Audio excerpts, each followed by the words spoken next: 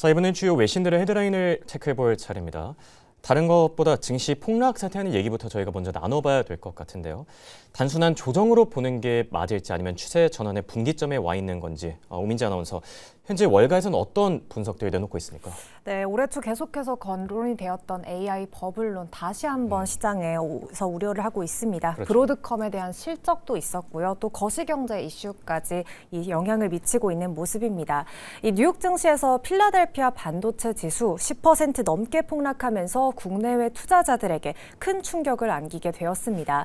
올 초에 이어서 다시 한번 AI 거품론이 또다시 도마 위에 오르게 된 건데요.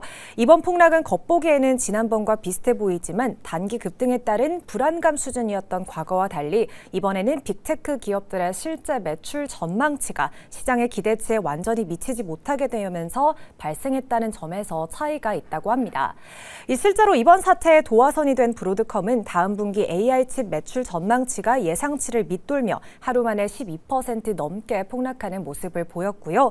마이크론 역시 13% 이상 급락하면서 역사상 최대 규모의 시총이 증발하는 모습이었습니다. 이 맞춤형 AI 칩 수요가 둔화되고 대형 IT 기업들의 설비 투자가 정점을 찍었다, 이런 우려가 막연한 걱정을 넘어서 이제는 냉정한 현실로 다가오고 있다, 이렇게 보여집니다. 여기에 설상가상으로 거시경제 환경까지 악화된 모습입니다. 올해 초와 달리 최근 발표된 미국의 고용 지표가 시장 예상치를 2배 가까이 웃돌게 된 거고요. 금리 인하 기대 대신 추가 금리 인상에 대한 공포가 현재 시장에서 맴돌고 있습니다. 미국의 장기 국채 금리가 5% 벽을 돌파함에 따라 자금 조달 비용 부담이 커진 빅테크들이 만약에 AI 인프라 투자를 줄이게 될 경우 HBM 등 우리 반도체 기업들의 핵심 먹거리에도 현재는 직접적인 타격이 불가피할 것이다, 이렇게 보여집니다. 그러니까 정리를 보자면 매크로 이슈들 그리고 마이크로 이슈들이 모두 다 우호적이지 않았던 것 같습니다. 매크로 단에서는 비농업 고용 보고서가 이제 예상보다 더 잘 나온 점이 금리 인하 기대감을 완전히 지워내면서 이 증시 폭락의 트리거가 또 됐던 것 같은데, 예상보다 훨씬 더 뜨겁게 나온 고용 보고서 두 번째 이슈를 한번 체크해볼까요? 네, 맞습니다. 미국 고용 지표 시장 컨센 2배를 웃도는 모습을 보였습니다. 그러면서 미국 경제 다시 한번 탄탄한 회복력을 보여줬다고 하는데요. 이 미국의 5월 비농업 일자리가 시장 예상치를 2배 이상 웃돌게 되면서 깜짝 호조세를 보였습니다. 이 미국 노동부 발표에 따르면 지난달 비농업 신규 고용은 17만 2천 명 증가했습니다. 이 당초 8만 명 증가를 내다본 전문가 예상치 를 크게 뛰어넘게 된 겁니다. 이 중동 전쟁에 따른 유가 급등이 경기 둔화 그리고 해고를 촉발할 것이다, 이런 우려와 달리 여가 접객업 그리고 의료 부문을 중심으로 미국 경제의 탄탄한 회복력 다시 한번 보여주게 되었습니다. 여기에 지난 3월과 4월의 고용 수치까지 도합 9만 3천 명이나 상향 조정되면서 노동시장의 열기 여전하다라는 것을 증명을 해냈는데요. 실업률 역시 안정적인 수준인 4.3%를 유지한 가운데 이 고용 약화 우려가 사라지자 시장의 관심은 이제 온통 인플레이션에 대한 문제로 집중을 하고 있습니다. 이미 연준이 선호하고 있는 PC 물가 지수 3.8%까지 치솟은 상황인데, 이 상황에서 이번 고용 호조는 금리 기조의 중대한 변화를 다시 한번 예고하고 있습니다. 자, 상황이 이렇다 보니까 지금 월가에서도 여러 가지 평가들이 나오고 있는 것 같은데, 금리 인하 기대감이 거의 사라진 상태라고 하는 것 같더라고요. 네, 맞습니다. 사실 이제 월가 전문가들이 연준의 금리 인하에 대한 기대감 이제는 완전히 사라졌다, 이렇게 한 목소리를 내고 있습니다. 케빈 워시 신임 의장 체제에 연준이 출범하게 되었지만 다음 주 발표될 이 소비자 물가 지수마저 4%를 넘어설 것으로 관측이 되고 있고요. 이 금리를 내릴 명분 자체가 이제는 시장에서 사라졌다, 이렇게 보고 있는 겁니다. 이 때문에 금리 선물 시장에서는 연준이 연말까지 금리를 동결할 확률을 대폭 낮췄고요. 오히려 금리 올릴 확률은 70%까지 끌어올리고 있습니다. 채권 시장 역시 즉각 반응하면서 긴축에 대한 공포 재점화됐습니다. 통화 정책에 민감한 2년물 미 국채 금리가 급등한 것은 물론이고 10년물 그리고 30년물 장기 국채 금리도 각각 심리적 저항선이라고 불려오고 있는 4.5% 그리고 5%에 대한 벽을 돌파했습니다.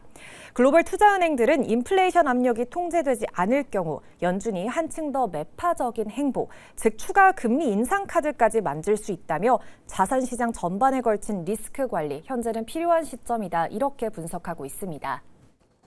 그동안 고용 지표에 대한 관심이 상당했었는데 이제는 물가 지표로도 이동을 하고 있는 듯합니다. 당장 이번 주에는 CPI와 PPI, 주요 물가 지표들이 공개되죠. 해당 지표들을 통해서 금리 동결이냐, 인상이냐, 힌트들을 조금 더 찾아봐야 될 듯하고요. 저희가 너무 무거운 얘기들만 계속한 것 같아서 마지막 이슈는 좀 밝은 이야기로 마무리해 볼까 하는데 젠슨 황 CEO의 한국 투어 중에서 좀 재미있는 이야기들, 흥미로운 이야기는 없었습니까? 네, 맞습니다. 삼소 회동 이후 2차 깐부 회동이 있었는데요. 당시 있었던 이야기 그리고 또 오늘 일정들까지 체크해 보도록 하겠습니다. 엔비디아 젠슨 황 CEO가 지금 엔비디아 주식을 사도 되냐는 타이밍이냐 이런 질문에 예스라고 답을 했습니다. 직접적인 입장을 밝힌 거네요. 네, 맞습니다. 어제 오후였죠. 최태원 SK그룹 회장 그리고 치킨집에서 이른바 2차 깐부 회동을 가지던 도중 나온 돌발 질문이었습니다. 최근 AI 수요 과열 우려 그리고 반도체 주가의 변동성이 커진 상황이지만 이번에 젠슨 황 CEO는 글로벌 투자자들과 그리고 시민들 앞에서 엔비디아의 미래 성장성에 대한 강한 자신감 다시 한번 내비치게 된 겁니다. 이날 회동에서 젠슨 황 CEO는 SK하이닉스의 고대역폭 메모리 HBM을 언급을 했고요. 차세대 AI 반도체 수요에 대한 확신 재차 강조했습니다.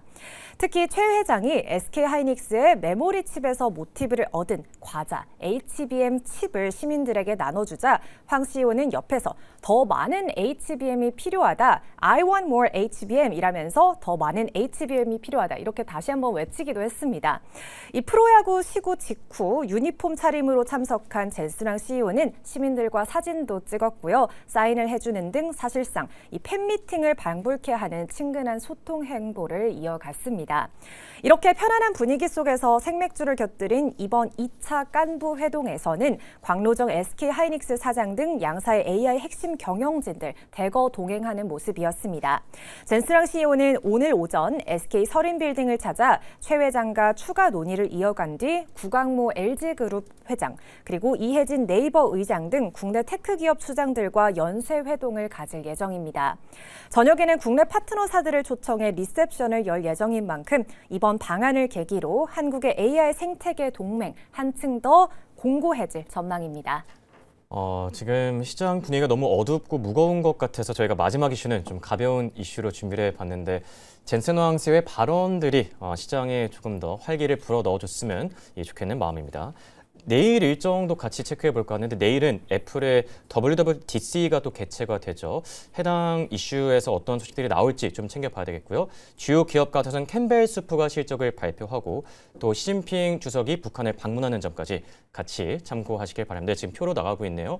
월요일 일정들 살펴봤고요. 중요한 일정들 몇 개 더 체크해 보면은 수요일에는 CPI 그리고 목요일에는 PPI가 발표됩니다.